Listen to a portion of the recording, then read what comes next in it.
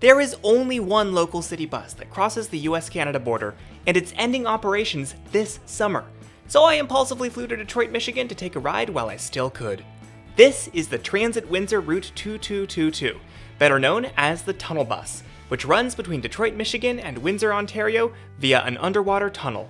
It's a normal city bus with a fairly short route that just happens to cross an international border. So how does this work? What can you see with it? And why is it ending its 90-plus year run this summer? The only way to find out is to go for a ride. Getting off the Detroit Airport bus, it took a hot minute to find the tunnel bus. Indeed, I had completely walked past the stop, consisting simply of a red pullover space and a sign. It was here that I met a fellow rider. I'm quite upset that the tunnel bus service has ended. Its impact is monumental.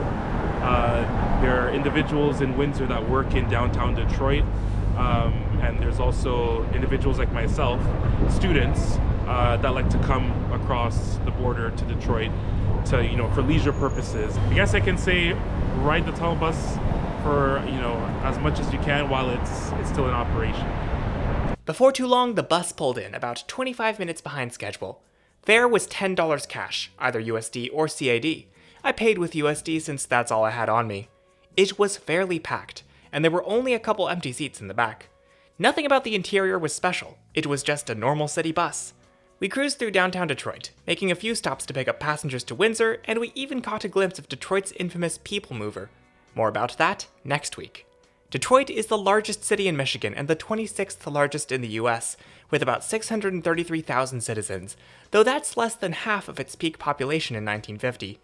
I couldn't film this part, but our last stop in Detroit was this shelter tucked right next to the Tunnel Toll Plaza and right behind the Mariners Church, a bit of an odd juxtaposition.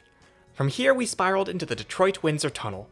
This two-lane tunnel, just shy of a mile in length, was opened in 1930, and the section under the Detroit River was built by digging a trench in the riverbed and lowering prefabricated sections into place as much as 75 feet below the surface. About halfway, we passed a plaque and two flags designating the US-Canada border. We had now entered our neighbor to the north, except this trip actually took us south. Geography is weird. After just a few minutes, we emerged into the Canadian sunlight. I couldn't film this next part, but basically the bus pulled over at a customs facility, and everyone had to get out and have their passports checked. From there, the bus drove through the city of Windsor, serving a few street-side destinations. Other than going through a border clearance facility, it felt like any other city bus I've taken. Windsor is a smaller city than Detroit, with an urban population of just 236,000 people, and it's historically been a hub of auto manufacturing, just like its northern neighbor. It's also home to Canada's largest casino, Caesars Windsor. Passing through downtown, we arrived at the Windsor International Transit Center, the final stop on the itinerary and a hub for Transit Windsor bus routes. Here I tried to film the bus pulling away, only for a guy to approach me while vaping and ask what I was doing, so I walked off to explore the city. And just like that, I've taken a city bus to Canada! How cool is that? The riverfront was just a short walk away from the terminal, with a beautiful view of the Detroit skyline. The Detroit River that we just passed under is technically not a river, but rather a strait, running between Lake St. Clair and Lake Erie. The Ambassador Bridge crosses it to the south, and another bridge is currently under construction. The river was also full of ice, which sounded cool as it slushed around.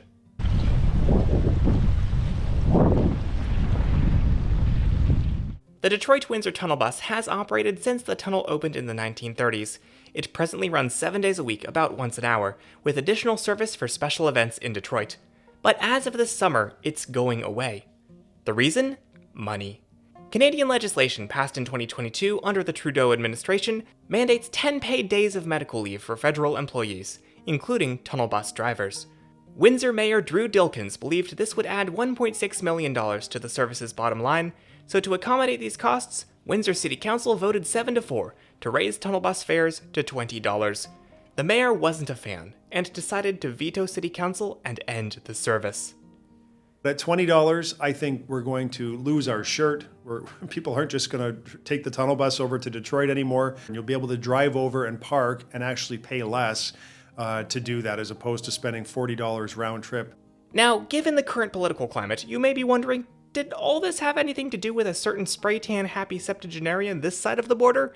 I was already considering the veto because I didn't think it made a lot of sense, but I might have let it go. And then Donald Trump and his tariff magic came in, and I said, in good conscience, I cannot have Windsor taxpayers subsidize the delivery of this service over to the city of Detroit. And you have the President of the United States who is really threatening to put our community in a very catastrophic position with the threat of these 25% tariffs.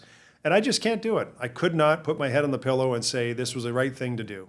City Council met on Friday, February 21st of this year to try and override the mayor's veto.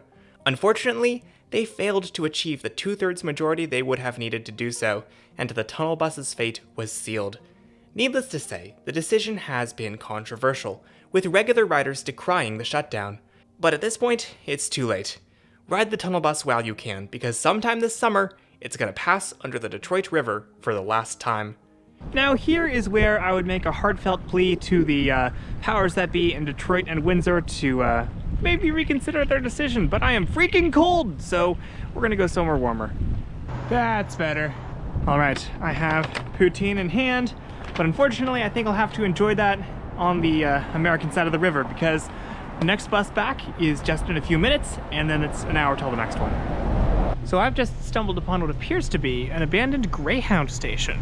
This was actually Windsor's main bus hub until 2007, when the current bus terminal was opened. Now there did end up being enough time to visit that most Canadian of institutions, Tim Hortons. I enjoyed my Timbits. Then I walked to the bus stop by the tunnel entrance. Unfortunately, at this point, Transit App's estimate for the next bus to Detroit jumped from 17 minutes to an hour. So I scarfed down my poutine and walked back to the bus terminal. Besides Transit Windsor, Trailways operates intercity buses out of the terminal, which run between Detroit and Toronto. For my return journey, I purchased my fare in Canadian dollars, which was loaded onto the special transit card for the tunnel bus. Probably the rarest in my collection, or at least it will be soon.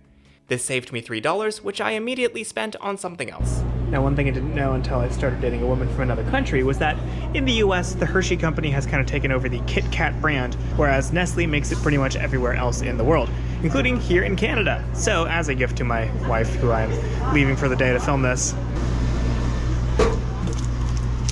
And of course, it has the NHL logo on it because when in Canada. Transit costs money to run, and sometimes that money is hard to get or distribute. So on the one hand, I sort of respect Mayor Dulkin's decision to end this unique service. In a way, his hands are tied by the higher-ups on both sides of the border. But on the other hand, a government isn't the same thing as a business. Sometimes it would do well to subsidize things that lead to human flourishing and economic growth, but which don't make money in and of themselves. The Detroit-Windsor combined metro area has over 5 million people, and 40,000 people cross the border daily for work and leisure. As a transit advocate, I believe that car-free mobility solutions are crucial for the region's growth and development, and when you remove the one transit link between the two nations, a unified transportation vision is harder to realize. There may yet be a solution for the tunnel bus problem. Per the mayor's office, there's already been some interest in Detroit taking over bus operations, although this is still in the early, speculative stage. And we are now stuck. There is a long line of cars in front of us. We're just kind of sitting here. There's no priority lane that I can see for the tunnel bus. After a few minutes, we parked at a customs office where we went back through border security for the US. Then, finally, we were back out in Detroit, and I stepped off to watch the tunnel bus ride off into the sunset, both literally and figuratively. Special thanks to Avery the Cuban American for telling me the bus was closing, and to my generous Patreon supporters for bankrolling this last-minute adventure. If you would like to become a supporter, you'll get early access to my Detroit People Mover video when that goes live. Thank you everyone for watching, and take care.